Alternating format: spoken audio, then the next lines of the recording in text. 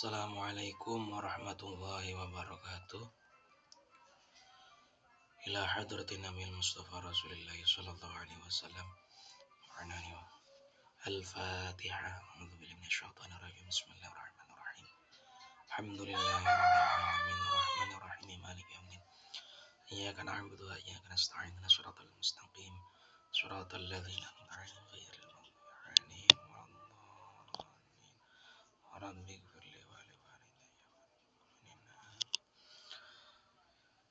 ثم إلى حضرة بين أمتنا وأجدادنا أخونا وخالدنا وعمامنا وعماتنا ومشايخنا ومؤلف الكتب وخصوصنا التي تعلمنا وعلمناها شهود القدر أجلنا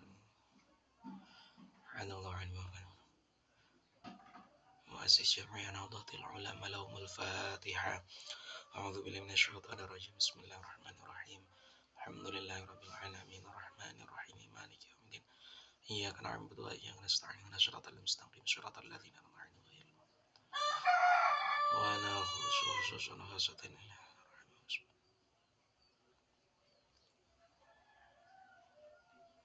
لهم الفاتحة ونشهد الرجيم. بسم الله الرحمن الرحيم. الحمد لله رب العالمين الرحمن الرحيم مالك يوم الدين. إياك نعبد وإياك نستعين اهدنا الصراط المستقيم صراط الذين أنعمت عليهم ولا الضالين. رب اغفر لي ولوالدي والمؤمنين آمين. وأنا خصوصا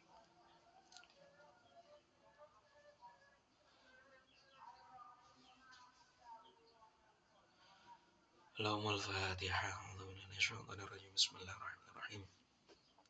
الحمد لله رب العالمين الرحمن الرحيم مالك يوم الدين. إياك نعبد وإياك نستعين صراط المستقيم صراط الذين أنعمت عليهم غير المغضوب عليهم ولا الضالين. بسم الله الرحمن الرحيم. قال المصنف rahimahumullah. Pada kesempatan pagi yang berbahagia ini kita alhamdulillah masih bisa dipertemukan dalam ruang virtual kajian untuk atau ngaus kitab Khulasah Nurul Yakin. Dan pagi hari ini kita masuk kepada bagian 5, yaitu tarbiyatuhu wafatu jaddihi. Ini menjelaskan tentang pendidikan Nabi dan wafat kakeknya beliau. Qama bi tarbiyatin ba'da wafati ummihi jadduhu Abdul Muttalib wa kana yuhibbu aktsara min hubbihi li auladihi. Ini yang mendidik Kanjeng Nabi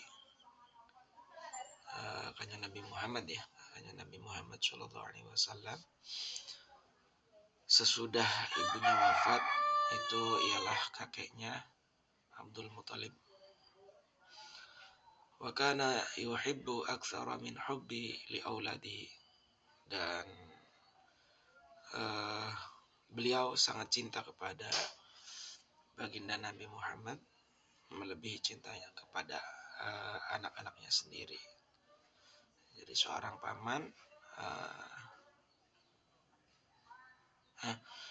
seorang nabi yang memang diasuh oleh kakeknya yaitu Abdul Muttalib, di mana sosok Abdul Muttalib ini adalah beliau seseorang yang sangat mencintai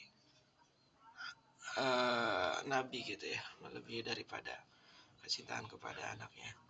Walamma balagha umruhu sallallahu alaihi wasallam 8 sanati mata jadduhu ba'da an kafalahu sanatin. Dan ketika umur 8 tahun kakek beliau ini wafat setelah mengasuh Nabi selama kurang lebih 2 tahun. Wa ba'da wafati jaddi kafalahu ammuhu Abu Talib wa kana faqir fawassa'allahu rizqahu. Dan sesudah kakek beliau wafat, kakek beliau ini meninggal, maka beliau Nabi ini diasuh oleh pamannya yaitu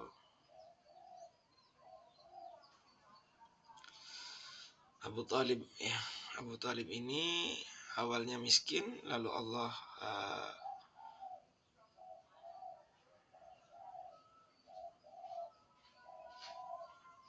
menghendaki atau Allah memberikan banyak rizki setelah mengasuh beliau ya, Nabi Muhammad SAW.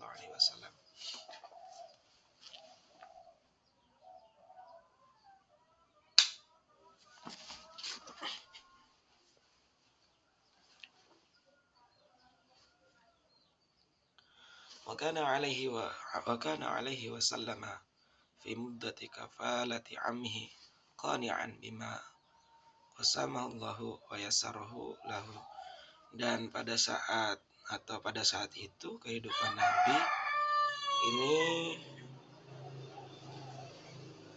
diasuh oleh pamannya, dikatakan cukup, dimudahkan oleh Allah. Dan sejak mengasuh beliau Kanjeng Nabi Muhammad ini, Allah memberikan kecukupan rezeki kepada pamannya. Kemudian bagian yang selanjutnya adalah ra'yuhul ghanam wasafratuhul ula ila Syam. Menjelaskan tentang di mana Kanjeng Nabi Muhammad SAW ini mengembala kambing dan perjalanannya yang pertama ke negeri Syam ya. Ra'yuhul ghanam wasafratul ula ila Syam.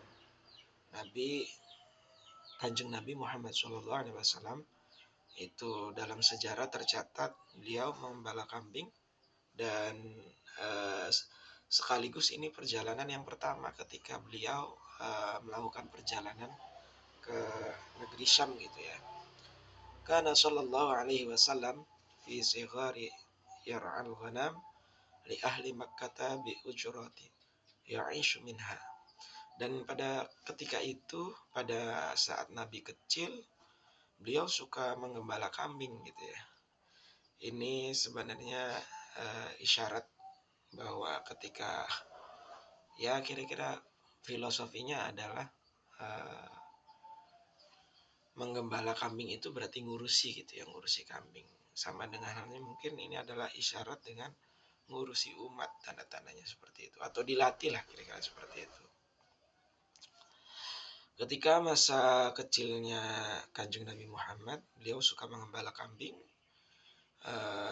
di mana yang digembala itu adalah kambingnya orang-orang Mekah gitu. Dengan berangkat dari situ kemudian Kanjeng Nabi diberikan upah, diberikan ujroh kira-kira ya, hasil dari mengembalanya tersebut. Dengan upah yang beliau terima itu kemudian bisa membeli makanan dan kebutuhan beliau.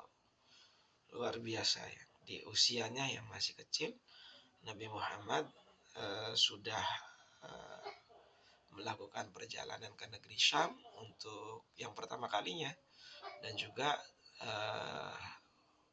mengembala kambing tujuan pada saat ke negeri Syam tersebut.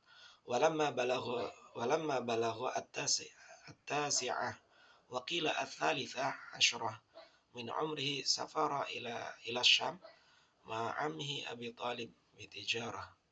Dan ketika umur beliau 9 tahun, kemudian atau ada yang mengatakan pada saat usia beliau 13 tahun, Nabi atau Kanjeng Nabi Muhammad SAW kemudian berlayar ke Syam, ke negeri Syam bersama paman beliau Abu Muthalib dengan membawa dagangan. Jadi kalau keberadaan beliau di negeri ke Syam yang pertama itu beliau mengembala kambing, kemudian perjalanan yang kedua ke tanah Syam itu beliau membawa barang dagangan milik paman beliau ya. Walamma qarba min Busra ra'ahur rahib bahir walamma qarba min busra ra'ahu rahibu bahir fa akhbara ammahu bi annahu sayakunu akhiral anbiya wa talaba minhu ay yarji'a bi khaufan alaihi min aduwi yatarakkabuhu.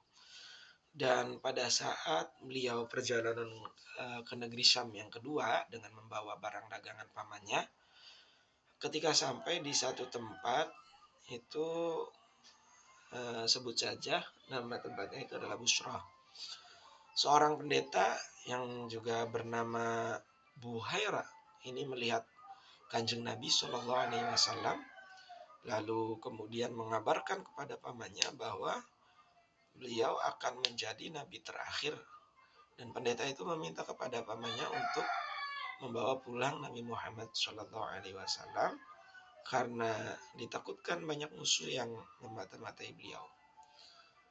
Sehingga waqadistadalla ala nubuwati bi alamatihi allati fi kutubi ahli kitab.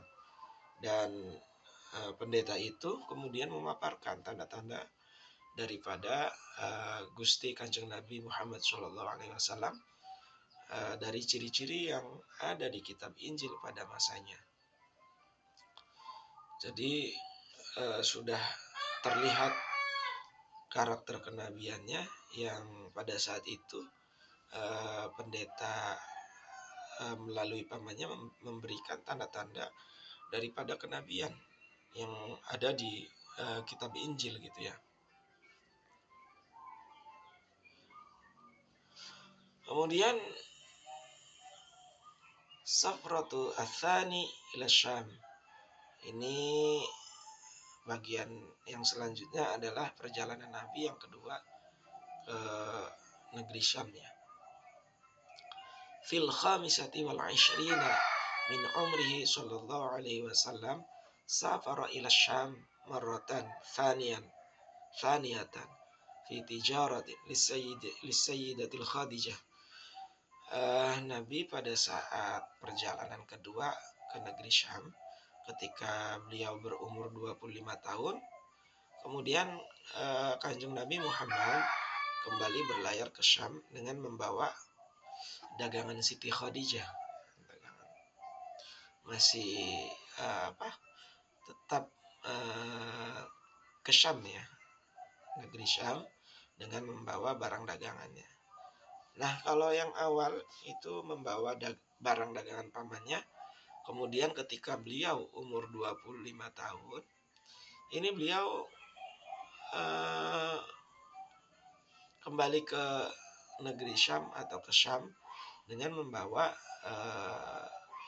fi tijarati lisayyidatil Khadijah, dengan membawa barang dagangannya Sayyidah Khadijah. Wa kanat dzata syarafin wa malin tastajiru rijal fi maliha. Dan Siti Khadijah adalah seorang perempuan yang mulia, dan pada masanya beliau ini seseorang yang kaya raya, dan ia menggaji beberapa orang yang ia pekerjakan ya, atau karyawan lah.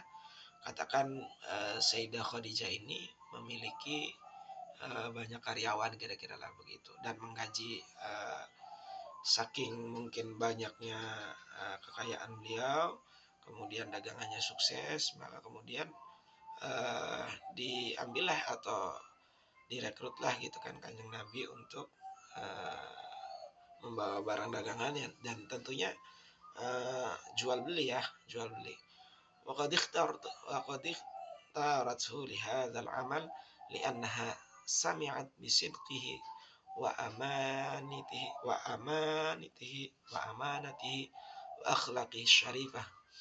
Dan Siti Khadijah ini memilih Kanjeng Nabi untuk pekerjaan itu, di mana Kanjeng Nabi ini rupa-rupanya sudah terdengar oleh banyak orang bahwa Nabi Muhammad ini atau beliau Kanjeng Nabi ini seseorang laki-laki yang sangat jujur, dan akhlak beliau itu bagus, akhlak beliau itu baik gitu. Sehingga Khadijah kemudian atau Siti Khadijah menawarkan kepada Kanjeng Nabi kira-kira begitu untuk melakukan satu transaksi jual beli atau untuk menjadi karyawan di tempat usahanya. Wa kana ma'ahu khadimuha maisaratun faba'a wabta'a wa raja'a biribhin 'azim. Wa qila rawahu fi hadhihi safar.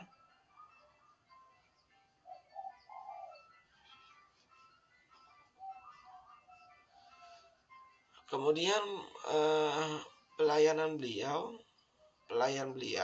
maaf, kana ma'ahu khadimuha. Kemudian pelayan beliau yang bernama Maisarah ikut bersama Kanjeng Nabi Muhammad SAW untuk berjualan di sana. Dan ketika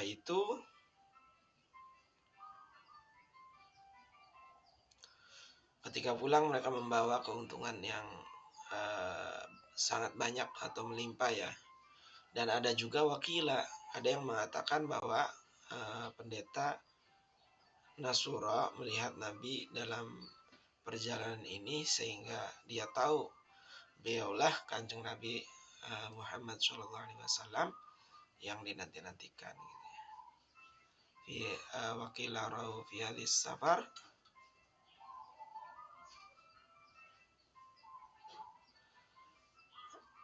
Astura ar-rahib fa'arafa annahu nabiyyu muntazir.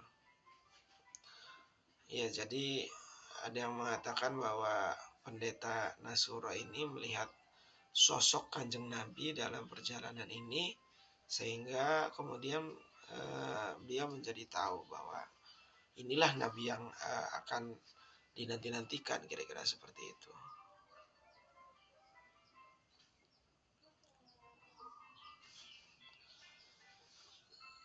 Zuwajuhu bisayyidatil Khadijah. Dan ini adalah bagian yang selanjutnya menjelaskan tentang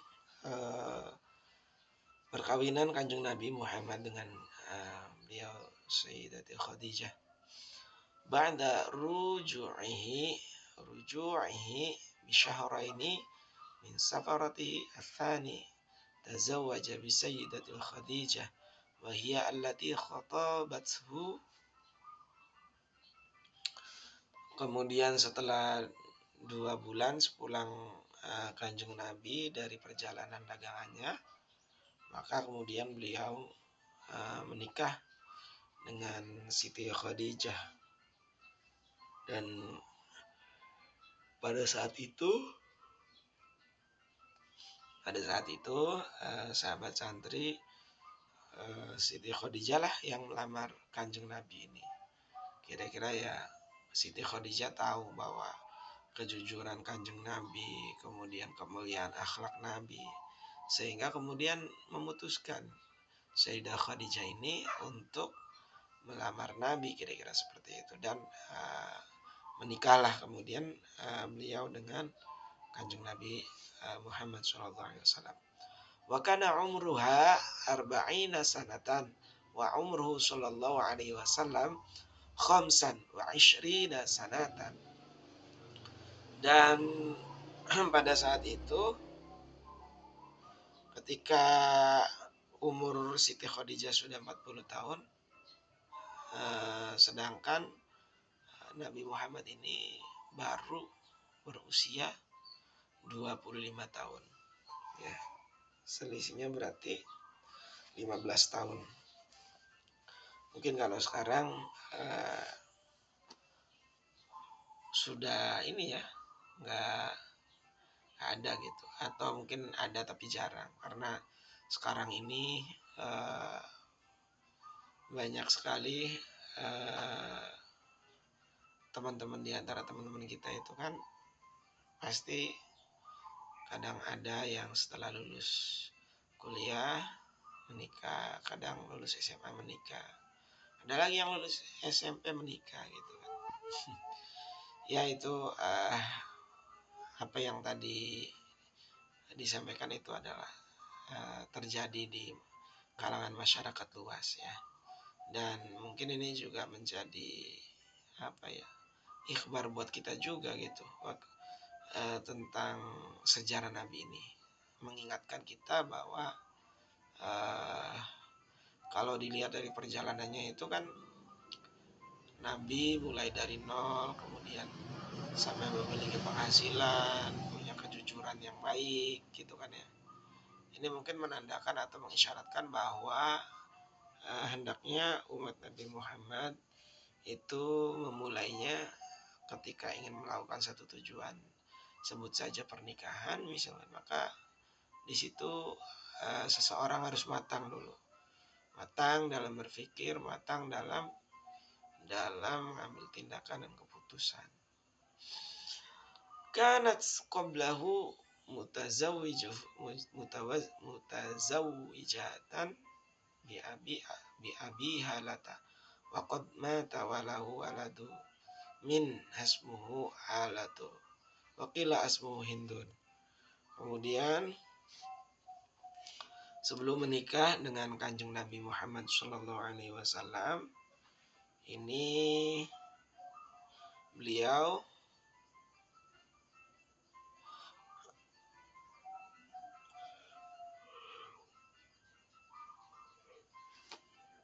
beliau atau Siti Khadijah menikah dengan Abi Halah. Kemudian suaminya meninggal dan meninggalkan seorang anak laki-laki yang bernama Halah.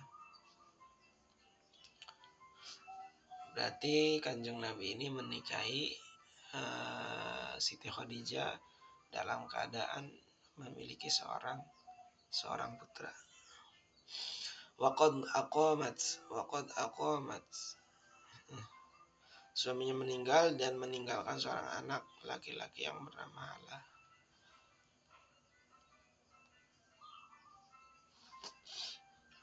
Waqad aqamat ma'ar rasuli 25 wa lam yatazawwaj ghairaha hatta tuwfiyat. Dan ia menjadi istri Kanjeng Nabi Rasulullah SAW selama kurang lebih 25 tahun dan tidak pernah Nabi menikah sebelum Siti Khadijah wafat. Jadi Kanjeng Nabi kalau 40 ditambah 25.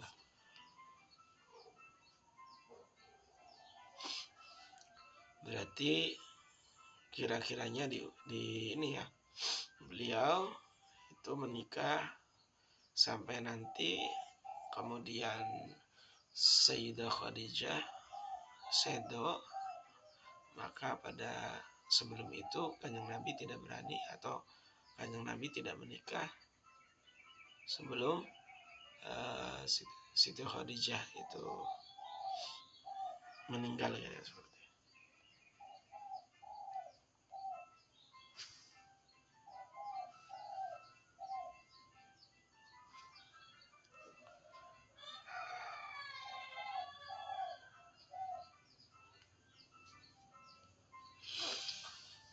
Kemudian bagian yang selanjutnya, hukmu baina Quraisy fi wad'il hajar al-aswad.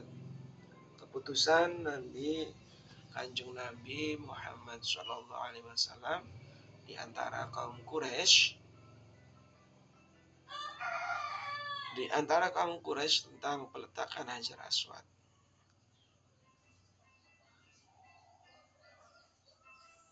Fil khamisati wa thalathina min umrihi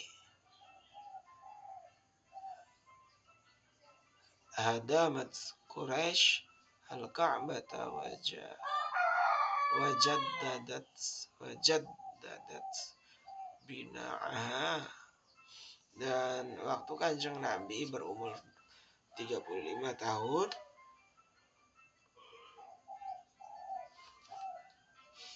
kaum Quraisy meruntuhkan Ka'bah dan memperbaruinya, dipugar kira-kira, direnovasi kira-kira seperti itu ya. Waqad ishtaraka ma'ahum sallallahu alaihi wasallam fi bina'iha wa kana yahmil hijarata ma'a asyrafi Quraisy wa ma'ahu Ammul Abbas. Dan Kanjeng Nabi Muhammad itu turut serta dalam pembangunan dan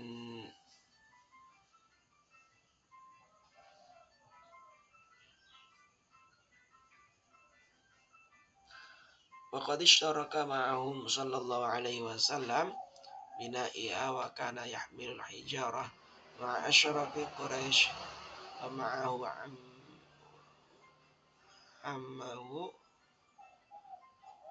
ammuhu al-Abbas.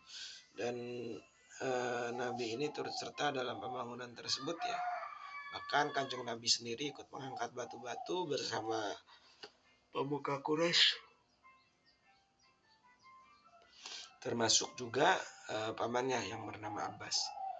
Waqtalafat Quraisyun fi man wada'ul khajar al-aswad makanahu thumma ittafaqu ala an yakuna al-hakamu awwala dakhilin minal masjid.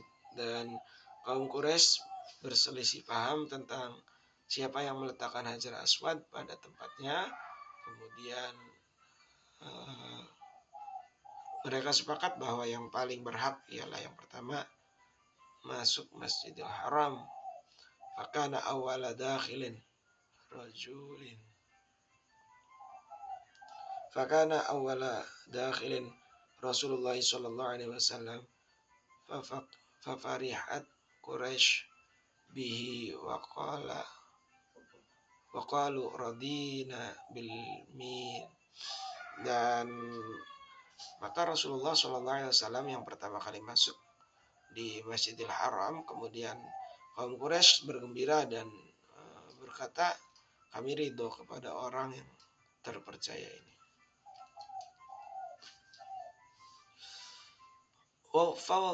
فوضع الحجر في رداء وطلب من كل رئيس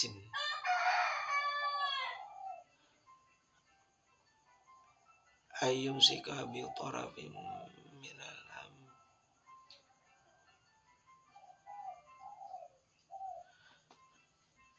وطلب من كل رئيس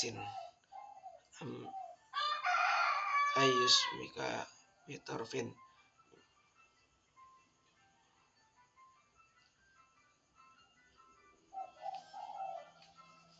من الرداء ثم أمرهم برفعه فلما وصلوا به إلى موضعه أخذه الرسول بيده ووضع بيده الشريفة فزل الخلاف بحكمه فتعجبت قريش قوة فكره. Maka Kanjeng Nabi Muhammad SAW meletakkan batu itu di satu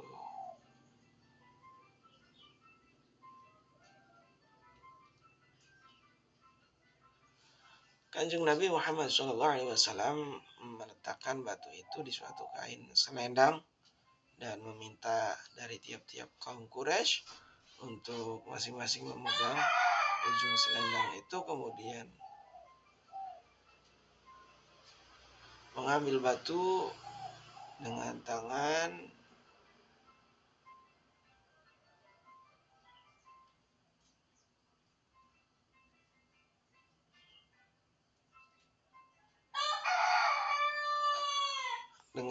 beliau Kanjeng Nabi ya, dan meletakkan di tempatnya dengan tangan beliau sendiri. Dengan hal ini sahabat santri bahwa hilanglah perselisihan pada masalah ini, dan mereka kaum Quraisy mengagumi kecerdasan pikiran beliau. Dan ini bagian daripada satu kelebihannya daripada Kanjeng Nabi Muhammad SAW. Kita tutup untuk pengausan atau pengajian pada pagi hari ini dengan mari kita sama-sama berdoa. A'udzubillahi minasyaitonir rajim. Bismillahirrahmanirrahim. Alhamdulillahirabbil alamin. Hamdan syakirin hamdan na'imin hamdan yafi ni'amika fi mazid. Ya Rabbana lakal hamdu kama yanbaghi li jalali wajhika. اللهم صل وسلم وبارك على سيدنا محمد صلاة تنجينا بها من شر وتقضي لنا بها جميع الحاجات وتطهرنا من جميع السيئات وترفعنا بها عندك على الدرجة وتبلغنا بها الصلاة من جميع الخيرات في الحياة وبعد الممات يا الله. اللهم إنا نسألك علما نافعا ونسألك رزقا طيبا ونسألك عملا متقبلا.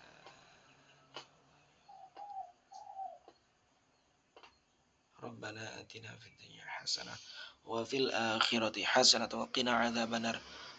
صلى الله على سيدنا محمد. سبحان ربك رب العزة عما يصفون وسلام على المرسلين والحمد لله رب العالمين. الفاتحة. أعوذ بالله من الشيطان الرجيم. بسم الله الرحمن الرحيم. الحمد لله رب العالمين الرحمن الرحيم مالك يوم الدين إياك نعبد وإياك نستعين اهدنا الصراط المستقيم صراط الذين أنعمت عليهم غير المغضوب عليهم.